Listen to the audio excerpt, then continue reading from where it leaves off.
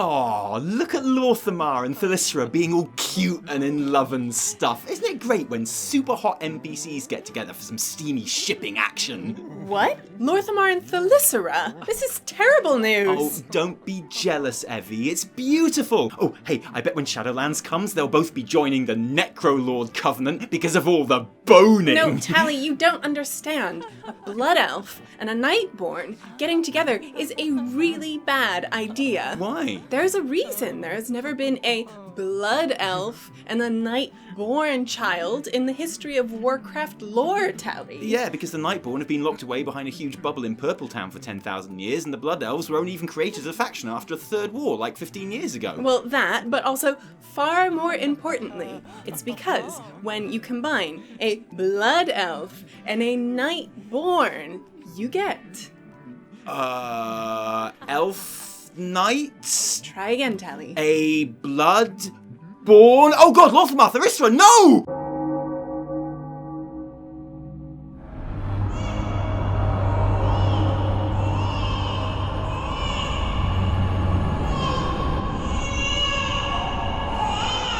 I'll admit, this expansion has taken a turn that I did not expect. Knowledge is power. Hello Internet, Taliesin here, and welcome to another episode of the Weekly Reset. Taliesin and Evitel's Wondrous Wisdomshow in a week that has seen a whole new glorious zone on the Shadowlands Alpha, more chock full of important lore characters and important lore than any other we've seen so far. Some of the best new character customization we've seen so far, new mounts, PvP power, plus I explain why I may have been wrong about covenants, and more besides, because it's just that kind of week. But first up, the reason I know you're already here, Longboy Watch, my continuing quest to make this glorious, elongated gold machine the pride of my stable. And guys, I hope you're ready, because I have got some big news. This weekend, I came this close to finally obtaining my gilded Brutosaur. Not by, actually earning the gold through the auction house or anything, obviously, although my current total is up to 3,790,000, thanks for asking, but because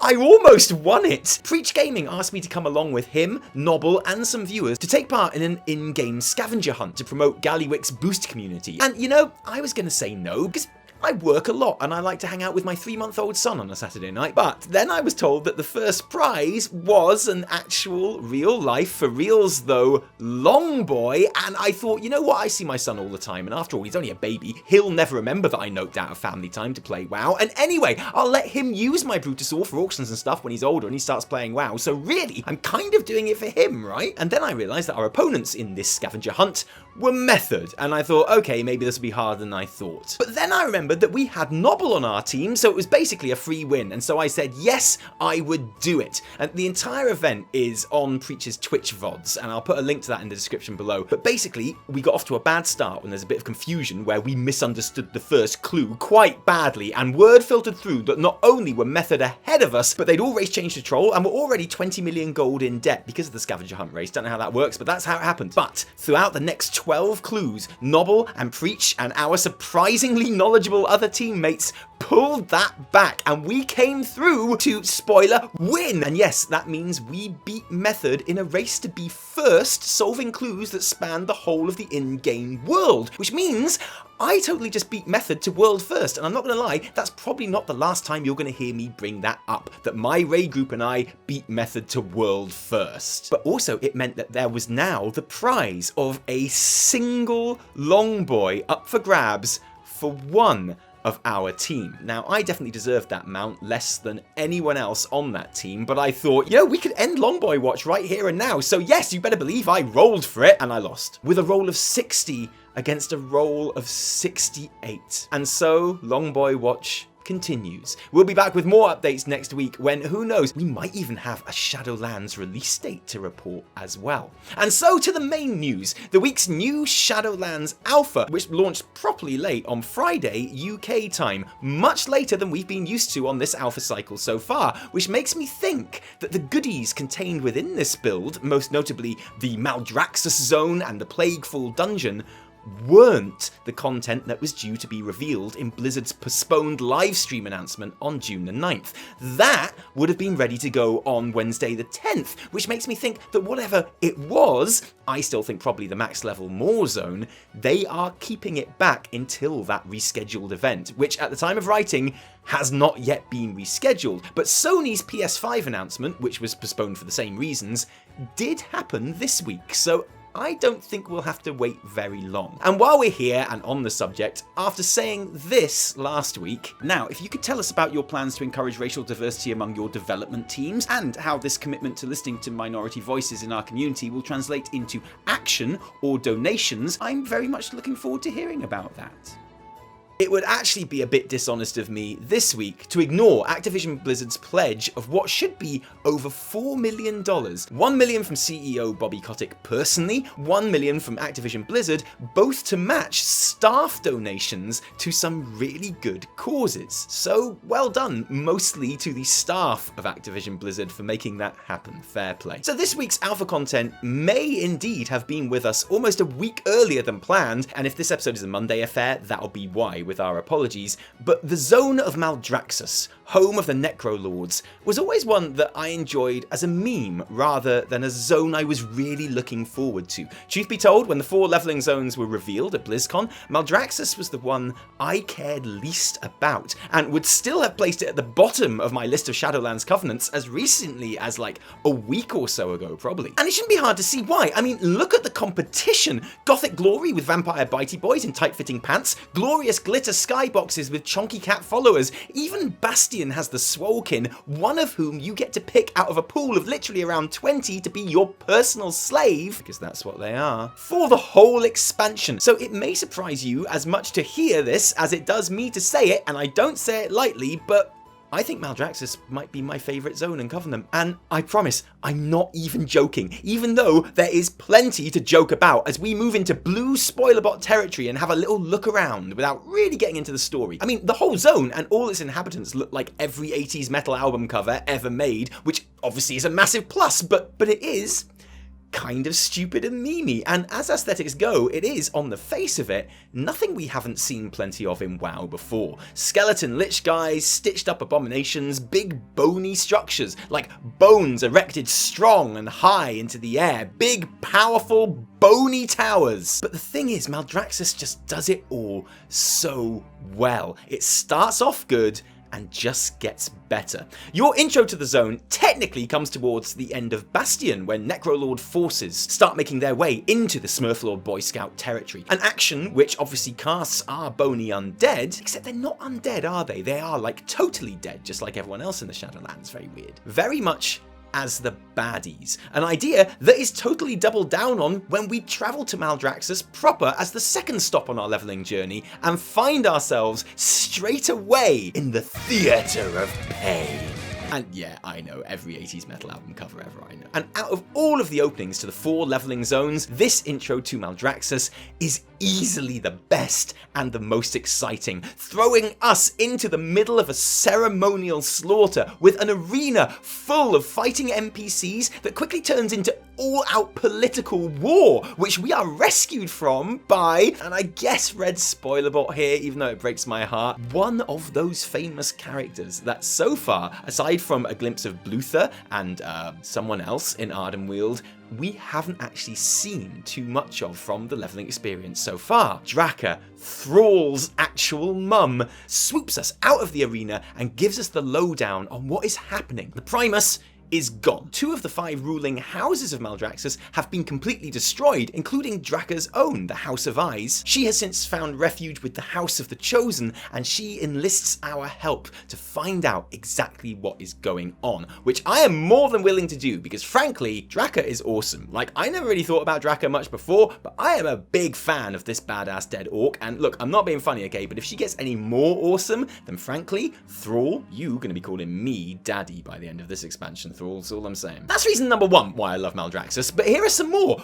All 4 of these leveling zones have a violent physical conflict between 2 or more sides raging within them, but in Maldraxxus, it genuinely feels like everywhere you go, you are in the middle of that war. There's troops of various different houses gathering behind barricades or performing drills. There's fighting everywhere you turn, and you always seem to be in the thick of it. The stakes feel much higher and more immediate here than they do in other zones, as the 3 remaining houses battle a war to the death, but you know, Shadowlands, so to the death to fill the void left by the disappearance of the Primus. And I say fill the void, literally no one can even actually access the seat of the Primus to take the throne, the only throne that we're aware of anyway. One might even say the lone known bone throne is gone.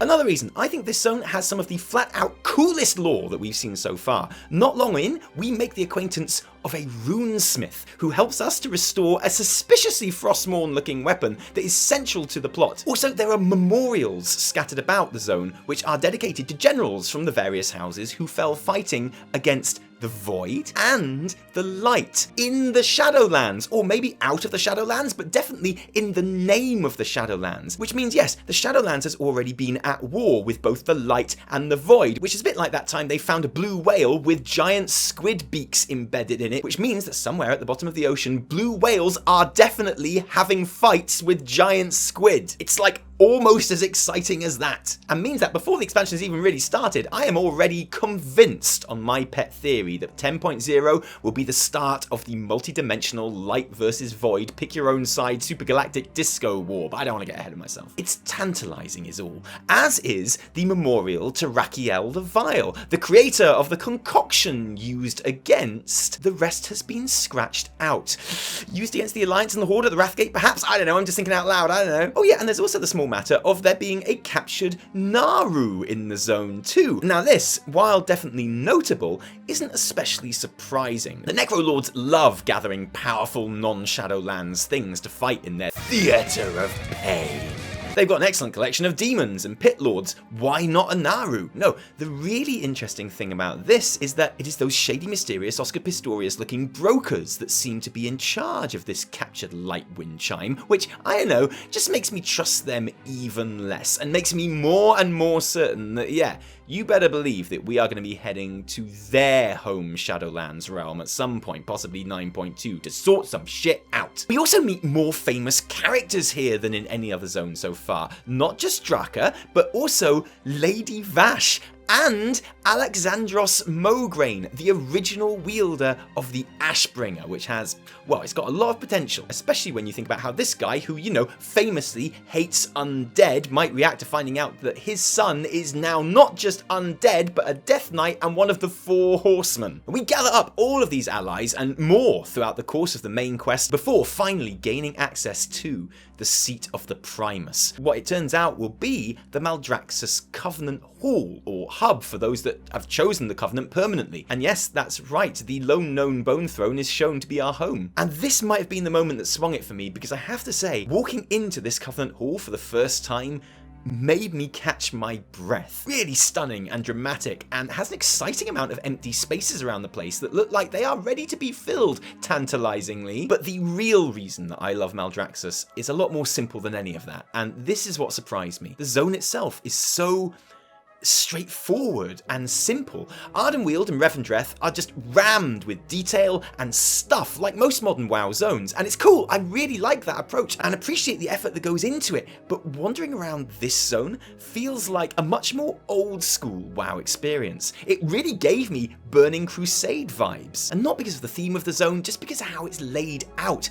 It's full of stuff, but it's not full of terrain, and the full-on green filter over everything for that oldie-timey Warcraft vibe probably helps too. It just felt really good to traverse this zone, and that's my favourite thing about it, honestly. Maybe as time goes by, I'll get bored of Maldraxxus' straightforward design and enjoy the more intricate twists and turns of the other zones much more, but for now, I'm surprised by just how much I like this zone, and I know what you're thinking. You're thinking, yeah, but Taliesin, you've basically said that for every zone now. Oh, I'm so surprised how much I like it, and you're right, and that's kind of the point, because my mind on Covenants has been changed.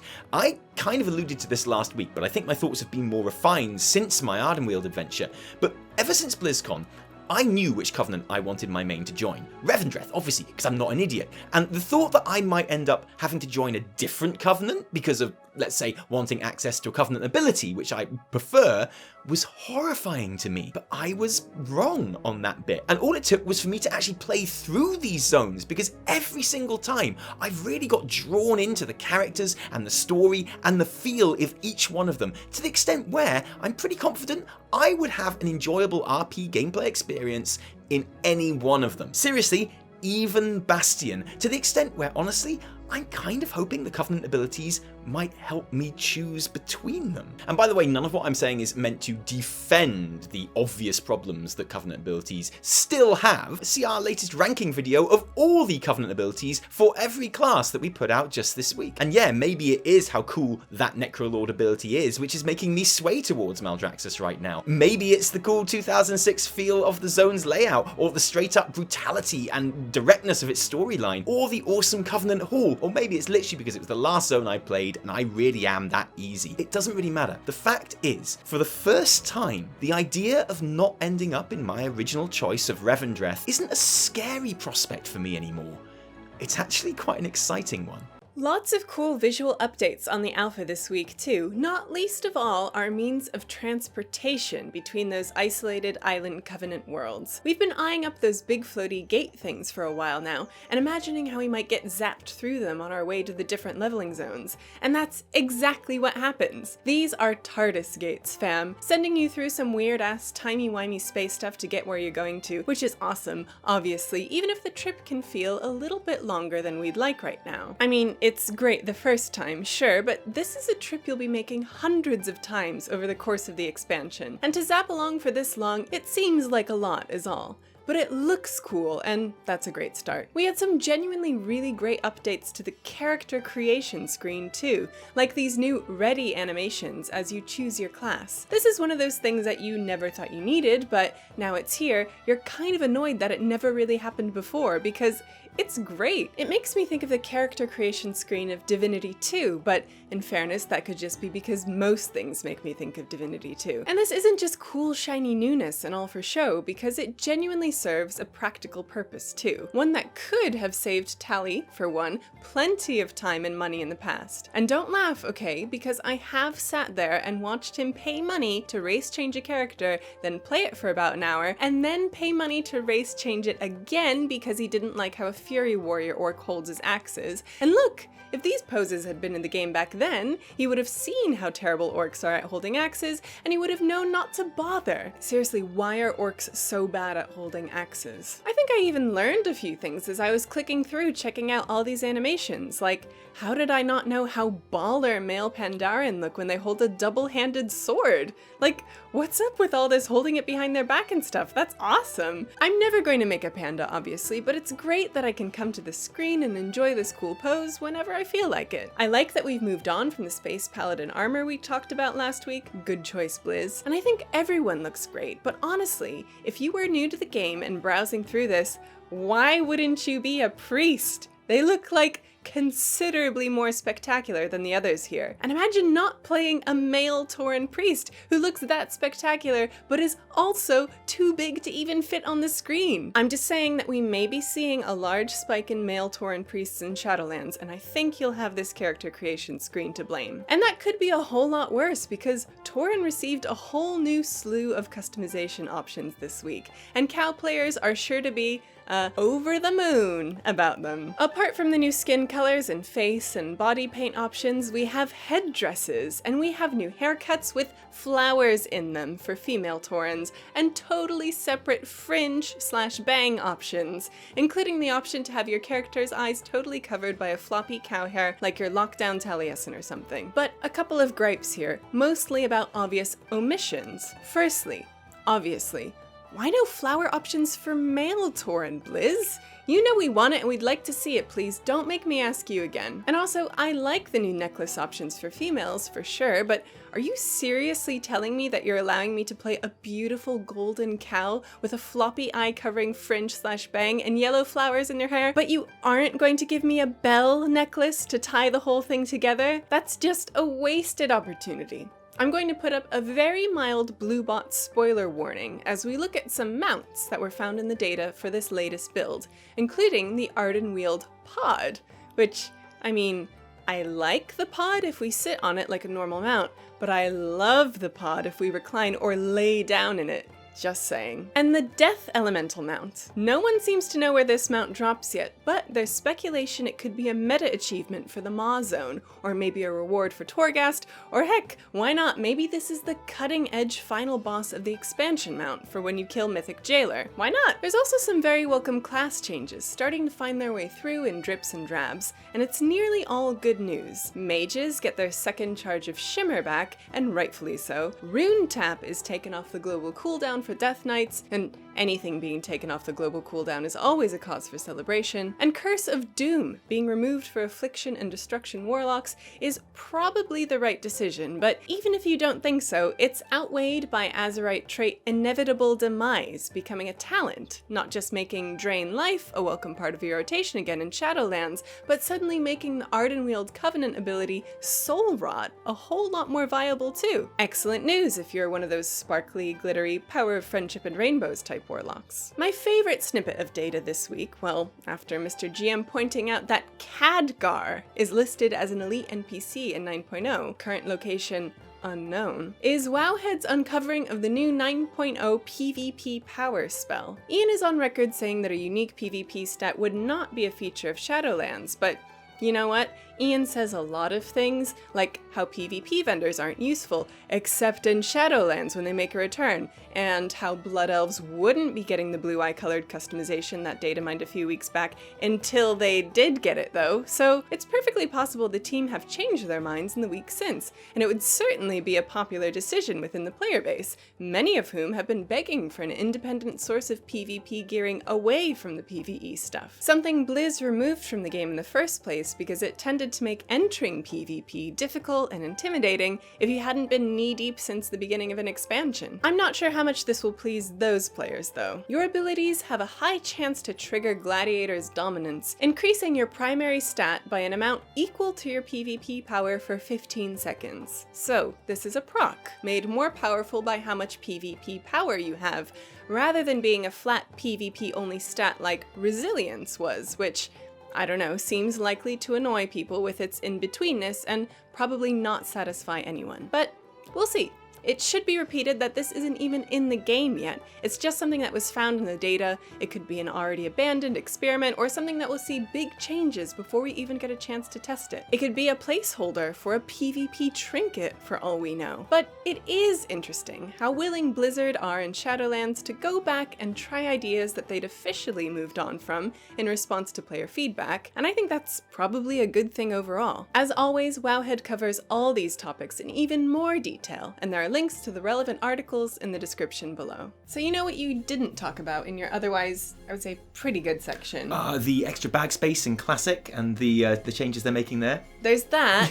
More importantly, I mean, that's very, very important. That's the most important thing That was going to be our shit show, just so you know, with the extra bag spaces in Classic for using an authenticator. But you know what? I just felt like we cut that bit out because the episode, it felt like we were just putting it in the episode just to have a shit show. Yep. And like, you can already imagine it. You don't need it. You don't need us to tell you. No, but there were some really good little quotes that I found on the forums that I was really looking forward to reading in a funny voice, but we're just going to have to sit on that one. We can save that for ourselves. Yeah. What, just a bit of like in-house role play? Yeah, for sure. I look forward to that. Okay, but you know what you actually missed? Right, what did I miss? The Plaguefall dungeon. Yeah, you're right, actually. I was banging on about the Maldraxxus zone and didn't actually talk about the actual dungeon, which took me ages to test because by the time I was actually done playing through the zone, it was nighttime and everyone was asleep and there was no one else on the alpha, and I was literally begging people on Twitter to come and like join this dungeon with me. And then we got in and we got to the first boss and wiped twice.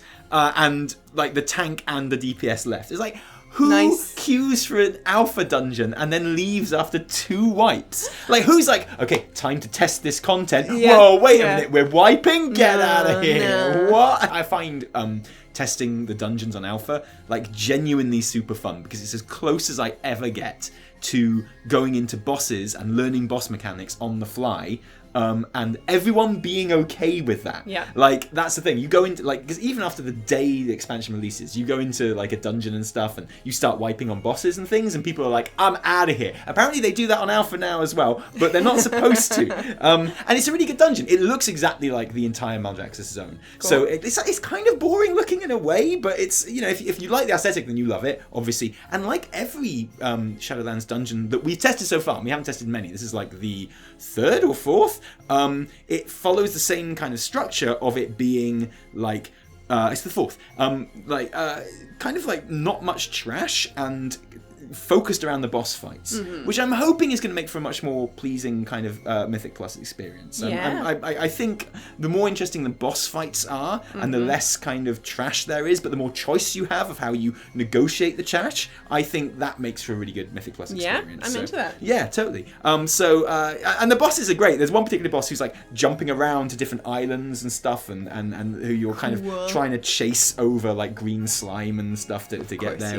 which is really nice. There's one big ads fight as well. One fight that was so easy I didn't even know what mechanics were. And then the final boss fight, which was super easy on the level we played it. It had like 3 distinct mechanics, which were very easy to deal with, including one like sort of really weird like tentacle mechanic, which was super easy to get out of the way of.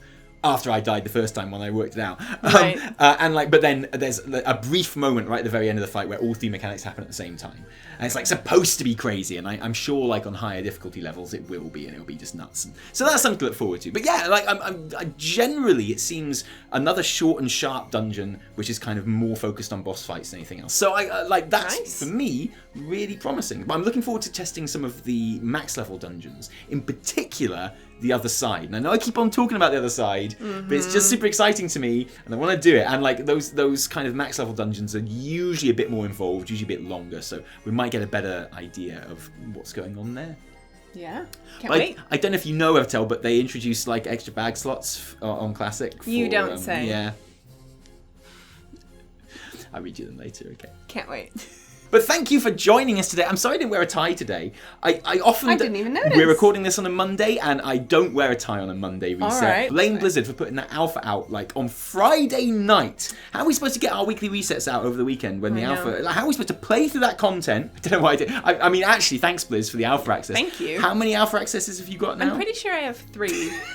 On all of like my like US starter accounts too. That's the thing. It's like they're all just like my old random accounts from like the early 2010s. So if you're sitting there like thinking, God, I wish I had alpha access, wouldn't that be fun? Just change your name to Evitel and you'll get like 3. But thank you for joining us today. If you like this episode, don't thank us. Thank our patrons who continue to give us their actual real life money to make all of our work happen. And particularly at the moment, guys, you're amazing. Thank you. Without you, there'd be a whole lot less Taliesin and Evitel. If you didn't like it, downvote the shit out of it. Remember, my name is Zico. No, my name is Taliesin from me. And me, Evitel. Did I tell you about that time when I was in a raid group and we beat Method to World First? Just saying Zico's name made me think of that then, because... no, I've never heard that story before. Really? It's a really interesting story. I was in a raid group with Preach and Nobbel, No. and they didn't really do anything. But and we beat Method to World First. So right, cool. Yeah. If I mentioned that. Nice. Cheerio.